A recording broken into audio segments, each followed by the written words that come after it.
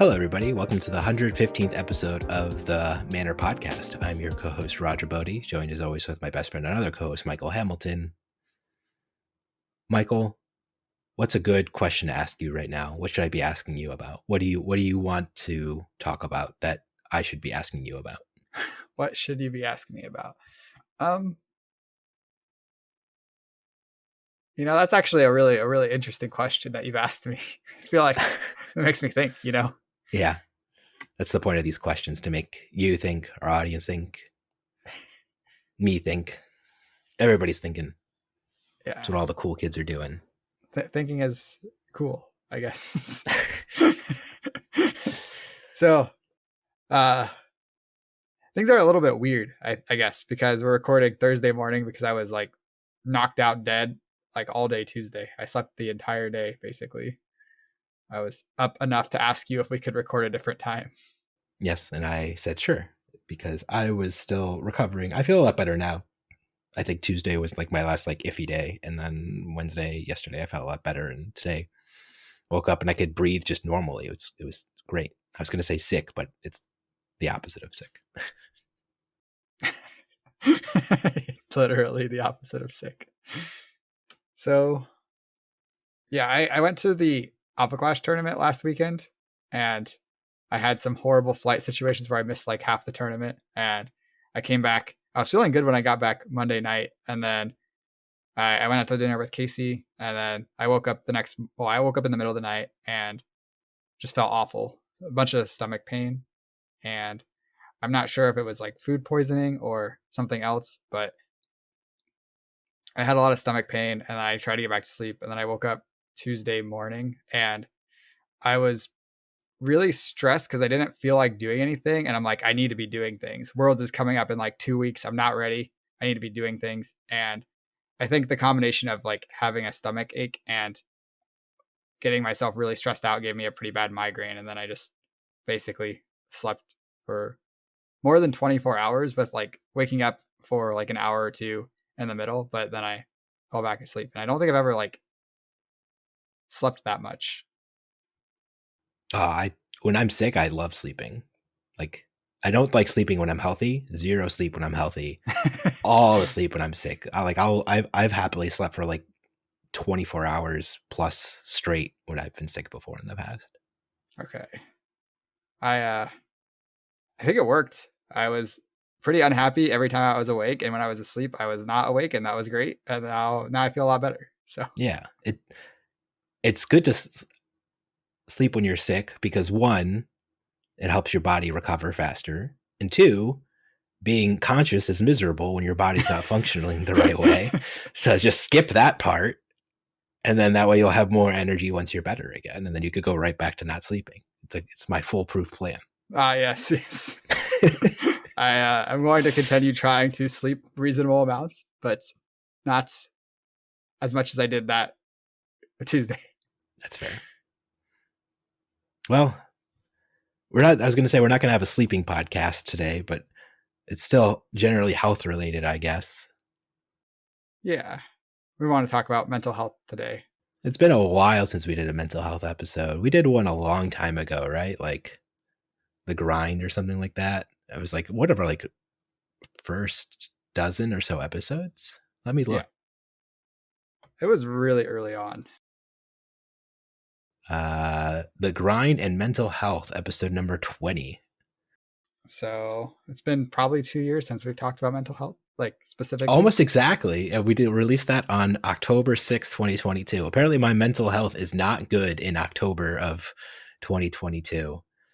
Because this was also then right around the time when I started getting really burned out in 2023, and then we went on hiatus shortly after.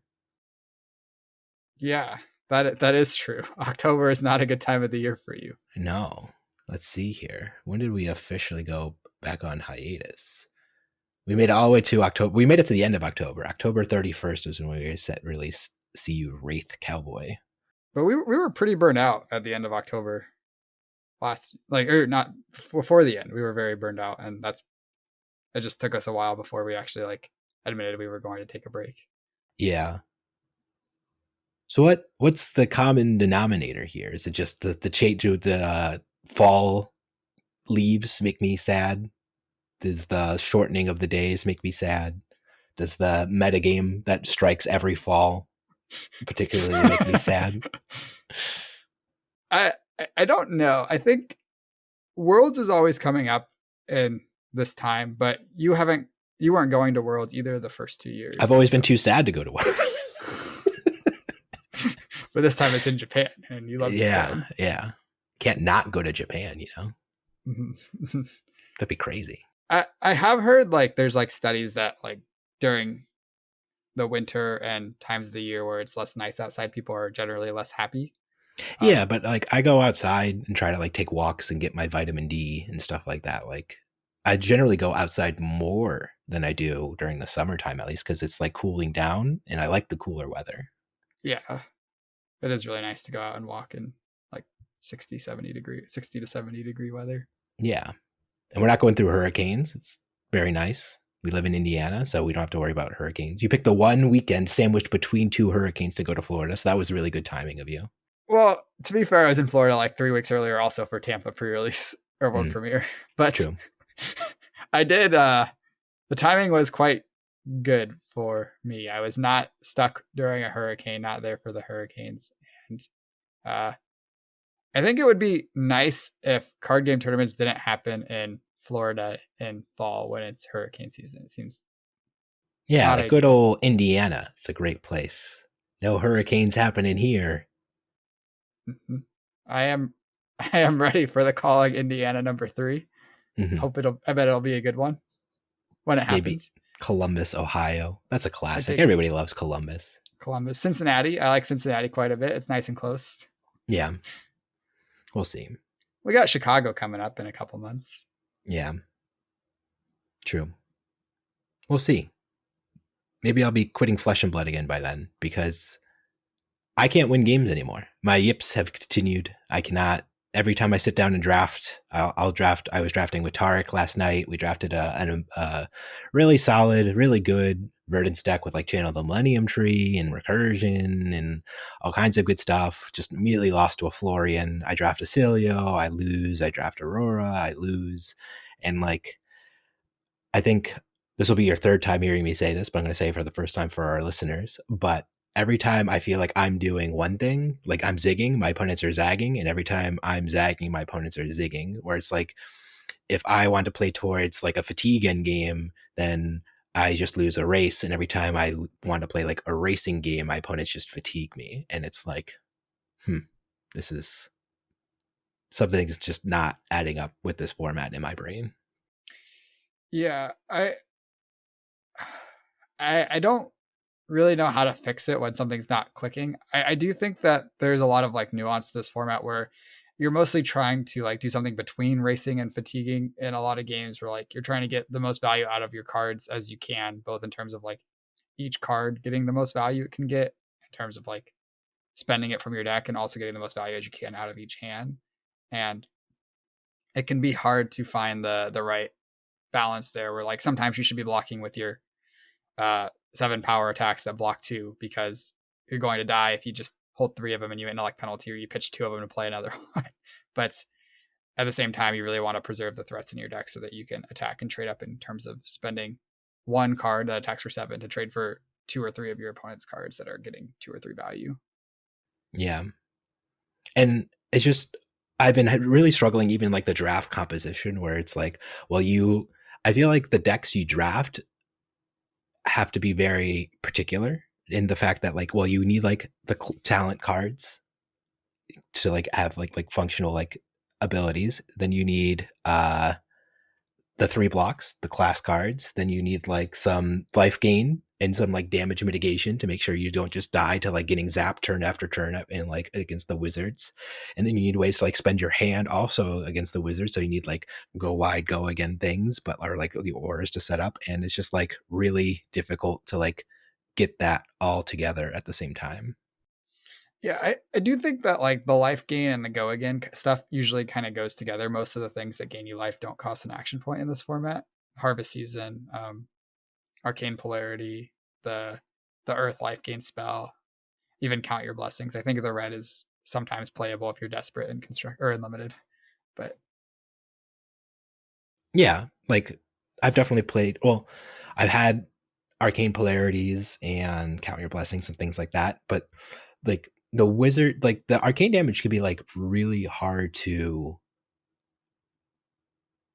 stop, obviously, just because there's no arcane barrier. And I think that's the decks that have been beating me up the most, that I've been struggling into, where it's just like my opponent's just like zapping, like surge, zap, surge, zap, surge, like some kind of effect. And like, especially with like a Cilio, where they can go like flash and then double zap. And then like, so that's like 6 to like 7 arcane damage. yeah. It's a lot. And then you can't spend your hand and you're just like not able to block, not able to use your hand and just die. Right. Yeah. That makes sense. So that's been happening to me quite a bit. And then when I try to do it, I have like hands where it's like, okay, well, I can do like one zap and then I block a bunch, and then I do like one zap and then I block a bunch, and then I get fatigued and die. And I'm like, this did not work well for me. Yeah. Yeah. That makes sense. I don't think there's like a quick and easy answer. And I do think that this is one of this like kind of challenges this format specifically kind of like challenges different fundamental aspects than other formats have, where like fatigue matters and also being able to spend 4-card hands matter, and also your cards having real block values matters. And it's just like a lot of things are, I guess, different than formats we've played in the past. Yeah. And you combine that with the fact I've never been particularly good at limited to begin with.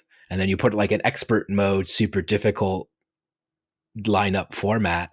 It makes sense why I can't win a game. I don't think I'd say that. I feel like you've always been quite good at sealed. It's just like draft for some reason is a lot harder for you. Yeah. I don't know. But I think at this point, for my mental health, what I'm going to do for a week is learn how to play Dragon Ball Z Sparking Zero. I'm going to learn how to What's go. that? It's the new Dragon Ball Z fighting game that came out. It has all the Dragon Ball Z things. I'm going to learn how to go Super Saiyan. I'm going to learn how to go Super Saiyan 2. I'm going to learn how to go Super Saiyan 3. I'm going to do some fusion dances. It's going to be great. I'm going to learn how to go Super Saiyan Blue, I think is the new one. I haven't watched Super yet, so I'm kind of going to use this as like a way to like catch up on the new lore as well. So uh, I think that's going to be my best mental health prep that I can go for, is just playing a lot of Dragon Ball Z Sparking Zero.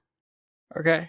That sounds like a good time. I've never been a big Dragon Ball fan, but I I do think that taking a break is generally very good when you're feeling burnt out or struggling with something. And I know when I've played Magic, I've taken breaks. I took a pretty big break from Flesh and Blood where I skipped Amsterdam and didn't play the game for like 2 months or so in that time.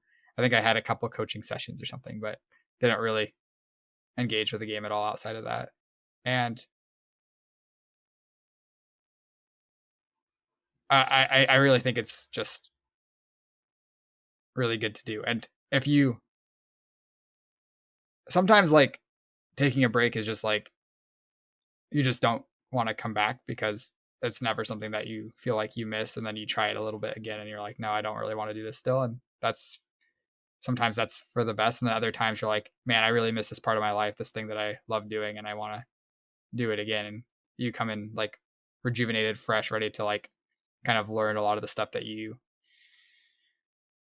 either were blocking from your mind and not really able to learn it because you're like frustrated and like kind of built habits that are hard to break once you formed, or you're just like have more energy because you rested and you don't feel frustrated, I guess. I don't know. Yeah. And I hope like this could be of some value to our listeners, just in the fact that in the past, if I was burnt out or not happy with things or with other content creators, uh, it's really easy to just come in and just be like, well, I hate everything. I hate Count Your Blessings and I hate Dio and I don't like X, Y, and Z. And like, I really don't want to be that negative anymore. Like, I think that's something that I've really tried working on is just I think I even posted this maybe like a few weeks ago, where I don't want other people to feel bad for playing decks or strategies that they like, because if they like it, that's great. Like, I'm super happy that they're enjoying whatever element of a card game or life that they're enjoying. Uh, so I don't really want to come at it from like a negative perspective, but it's difficult if there's just something that I'm lacking that I'm enjoying at the same time. So I think when that happens, it's really easy to be like, well, the game ought to be like this, or the meta game ought to be like that. And that's just not a trap I really want to fall into anymore, I don't think. Yeah, that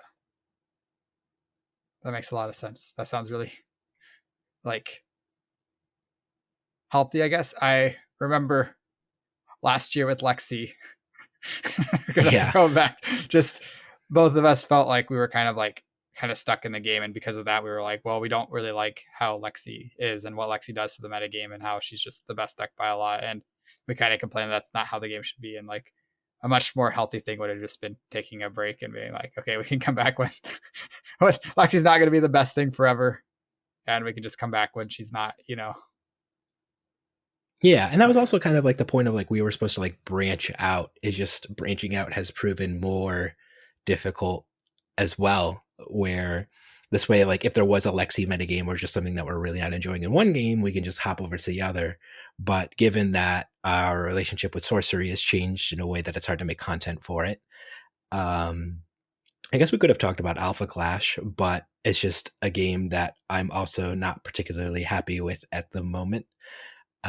Once again, I'm not going to be negative about it. It's just you still quite like it. You're willing to travel to Florida for it and all that stuff. But yeah, and there's only so many hours in the day to like try, pick up, learn, do things for card games. Yeah, and it's also difficult when our interests aren't like super overlapping to make an episode. Like if I'm like, yeah, I've been playing a bunch of Alpha Clash. I went to this Alpha Clash tournament last weekend, and you're like, yeah, I've drafted the new Magic set and XYZ about it. I don't even know. I could not name a card from the new Magic set. So, Oh yeah, Duskmorn was okay. I did a lot of drafting of it. I once again just I have like a 50% win rate, but that's not enough to like maintain a winning level of gems on Arena. So then I ran out of gems, and I was like, I'm tired of putting money into Arena, so I'm done drafting Duskmorn for the foreseeable future. that makes sense. You have to have a very good win rate to like break even on Arena. I It's guess like like the 60% at least, like I think it's 60, higher than that. 70. Yeah. I think it's like between 70 and 80, but like that's not counting the daily gems. So if you're doing like one draft a day or half a draft a day, the daily gems can like really help, or daily gold coins can help Yeah, supplement it a lot. that's fair. Maybe that was my problem. I was just doing too much at once instead of stringing it out to get more gold equity. But, you know, The Magic Arena min maxing. yeah, I'm not used to it. Thankfully, Dragon Ball is sparking completely free to play. They could have like put a bunch of microtransactions in it. There's like 100+ characters in it. There's like a million character like customization costumes that are just all free to unlock in the game. So that's pretty cool. Is it just like a $60 game that you just buy once? Mm-hmm. You could opt. There's some DLC for it, for like the higher paid things. So like you could choose to spend like $100 or like $120 on it, depending on like if you want, because they're going to release more characters in the future for it. If in case you want like 150+ characters or something like that. But there's like already way too much content in the base game, I feel like. That makes sense. That makes sense. And then in Classic Constructed, once again, I've spent so much time on New and Assassins, and I just don't think they're particularly amazing in this metagame. I don't think they're horrible, just because the Mystic talent, especially in New, can only be so bad. But not.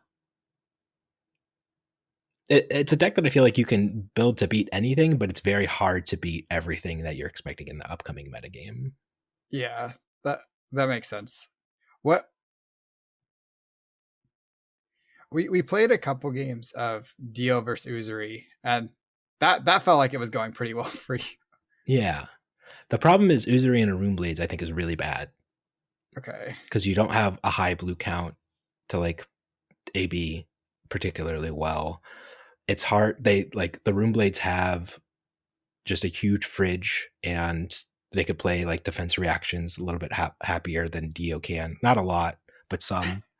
Yeah. Um, and they're just capable of just like what I've been finding against the Rune Blades is they're just a lot more resilient than other aggro decks have been in the past, where sometimes like against Zen in the last format, where sometimes you would like strip the blue out of his hand and like he just like is just has like a 3 card 5 or 6 now and stuff like that. Like sometimes his hand just falls apart when you disrupt him. But against Rune Blades now, there's just like so much overlapping value where it feels like there's just mono 0 for 4s and just good equity no matter what they're doing. Like no matter if there's like I've had Rune Blades have like 3 card 16s like out of nowhere, and it's like, oh, okay, that's a lot of damage, and it's hard to really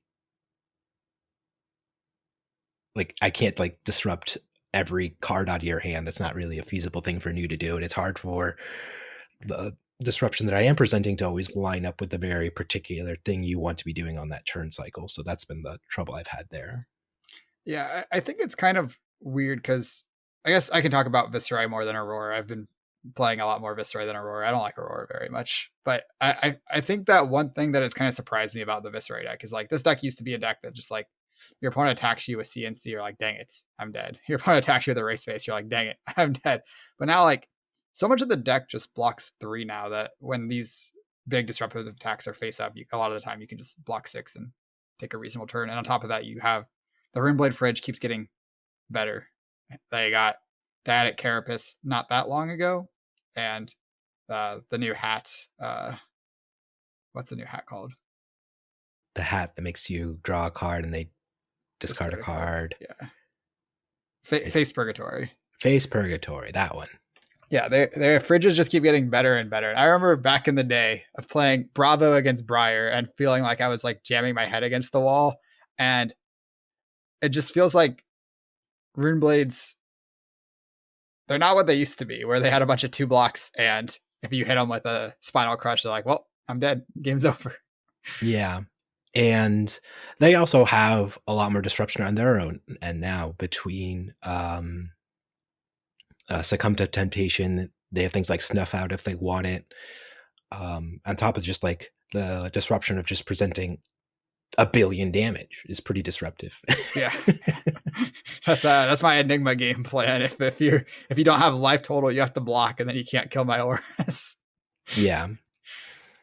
So we'll see. I think there's something there. I think the card I want to try particularly into the Rune Blades now is Cut the Facade, the new Majestic, the 3 for 7, because hitting Malefic Incantation in particular seems like it's just worth a lot of value. Yeah. And yeah. I think most of the time it's just going to be a 3 for 8 that like blows up one of your Rune Chants, which is like fine. Sometimes that'll have more value, sometimes not. But I think it has a lot of upside, and I'm just trying to focus on like getting good rate and racing you to a certain extent at the same time. It seems like a card that could be interesting.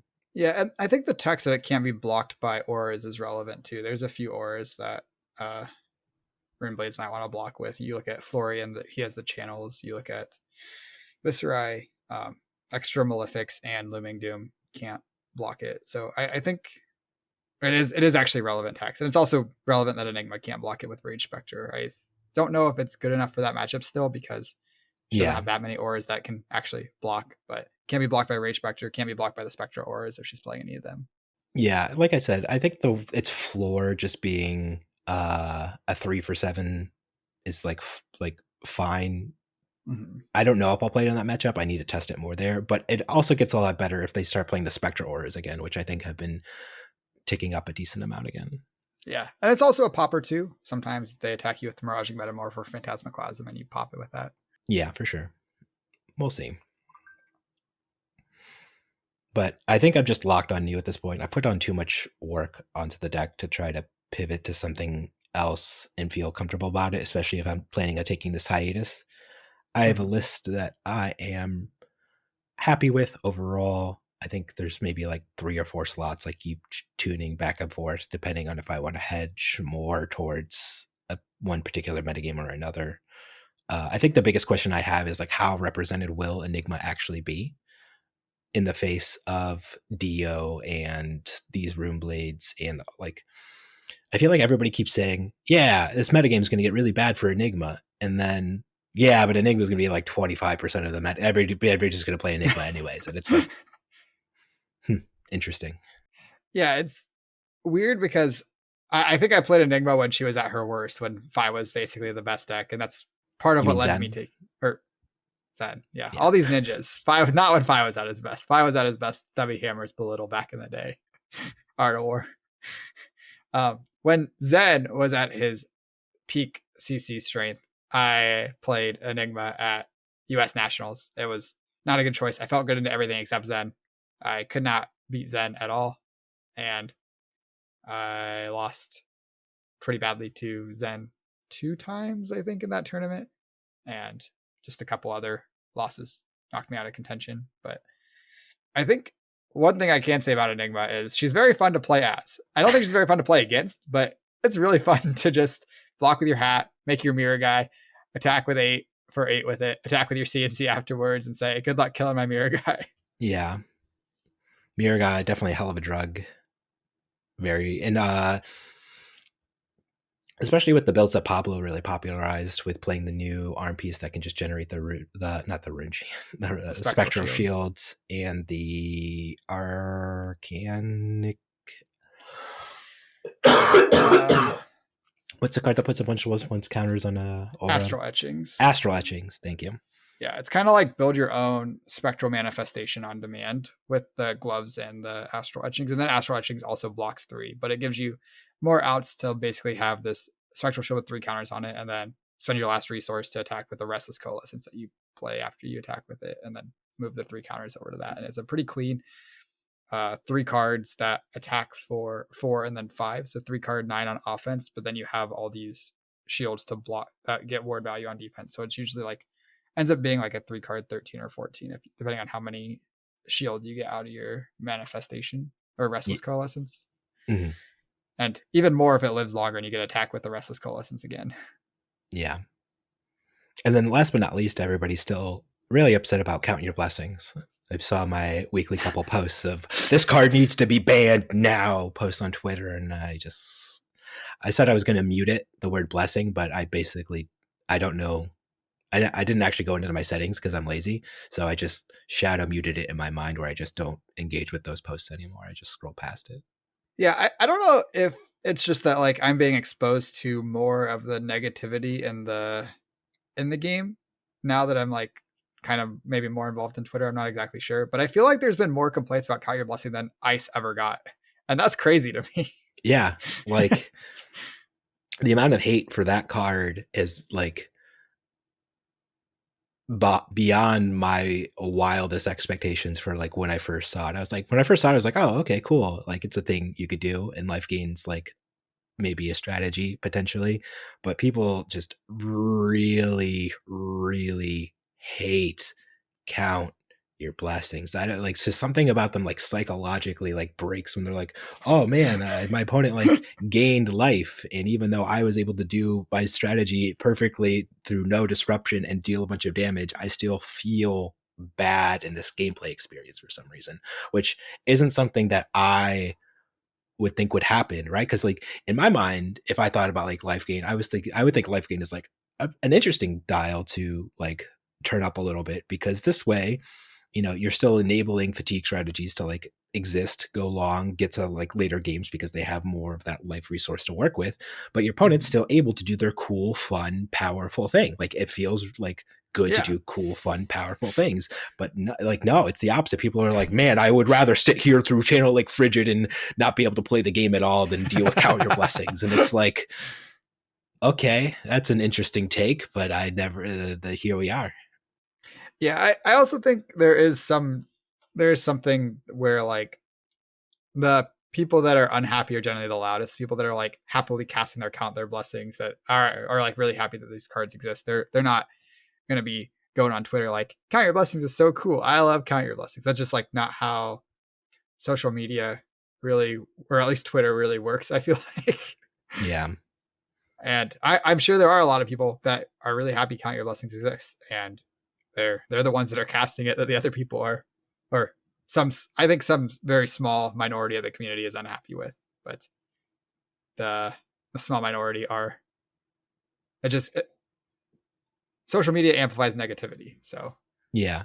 Maybe I should be more negative then. This is bad for our views and our coverage. I need to go back to being salty, negative Roger all the time. If I just complain and say everything's bad and I know what's best, everybody will want to listen. That's what the social media wants. Do you think that will make you happier if we have slightly more engagement and you're being all negative all the time? That's the funny thing about happiness, Michael, is I don't know what will make me happy. If everybody knew what would make them happy, they would just do the thing that would make them happy, right? I do the things that make me happy. Well, lucky you.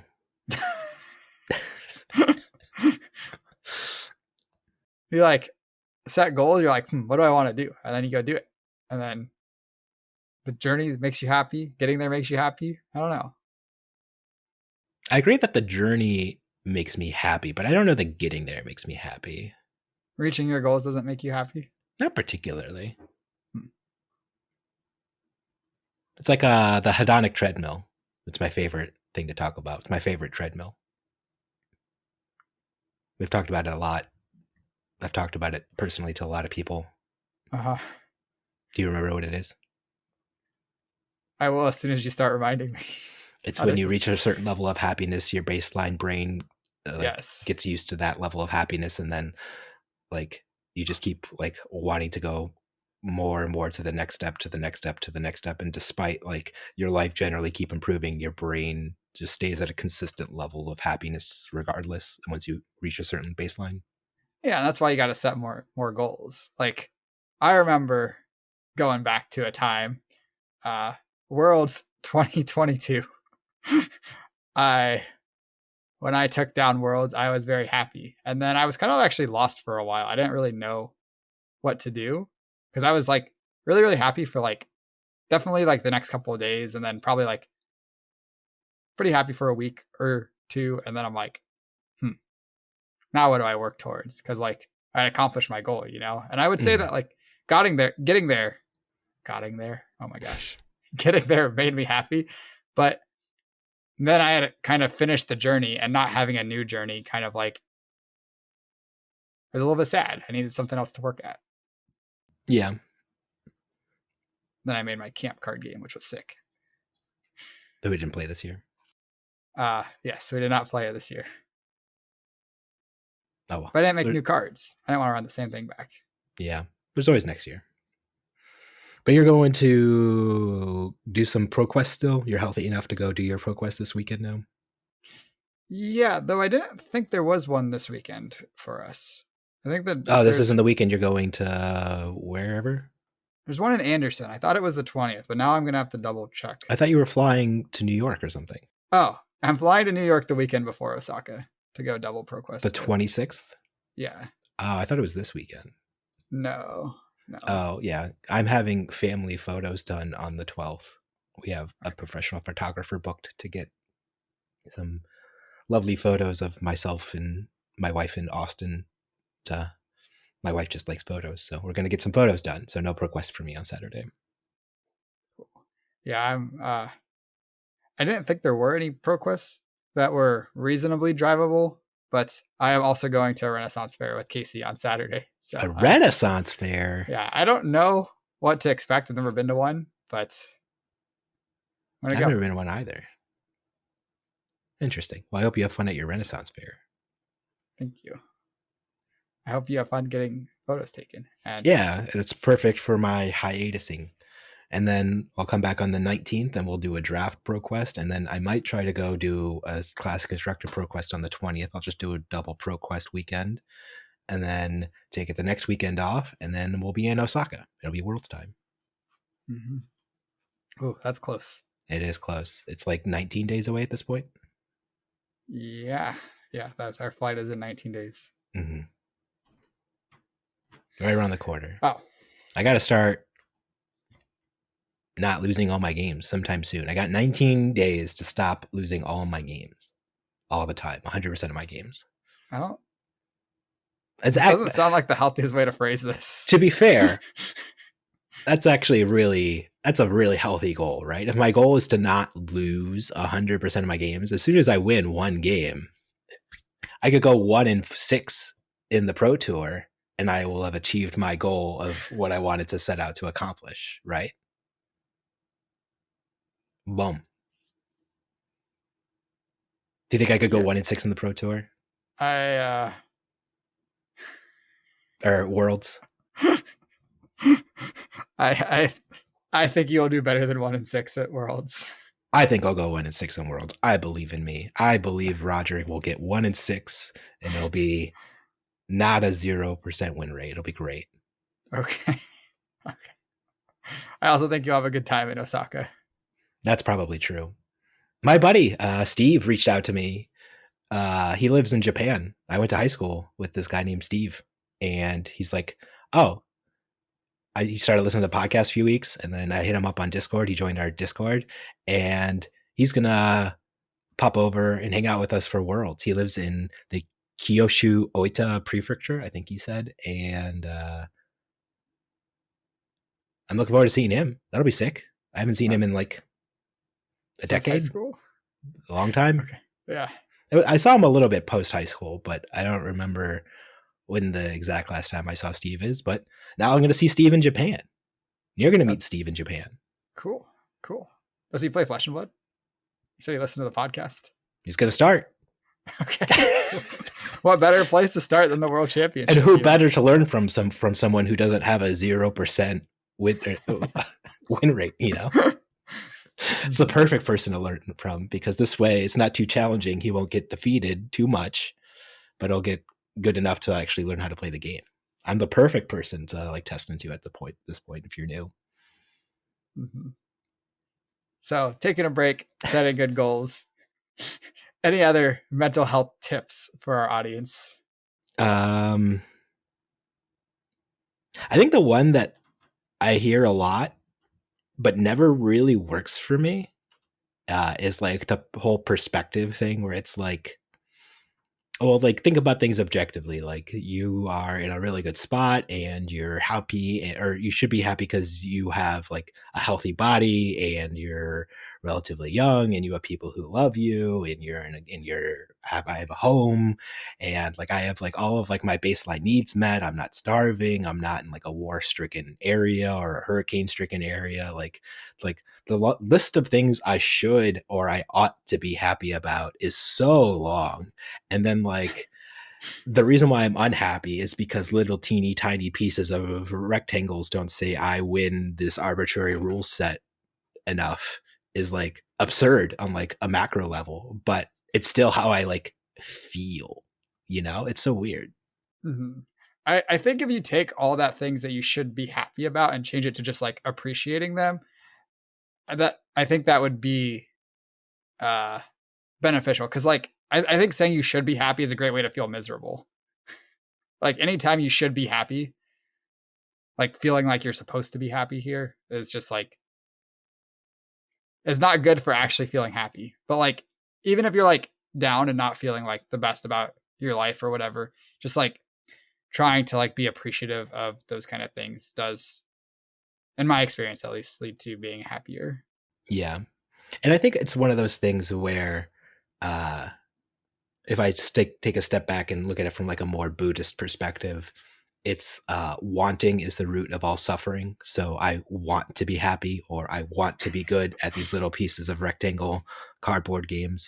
Like if I just was more, and we look at that when I was talking about like people being negative, right? Because they want the game to be a particular style of way. They want the meta game to look like a certain thing. They want a certain expectation based on like what their gameplay experiences should be.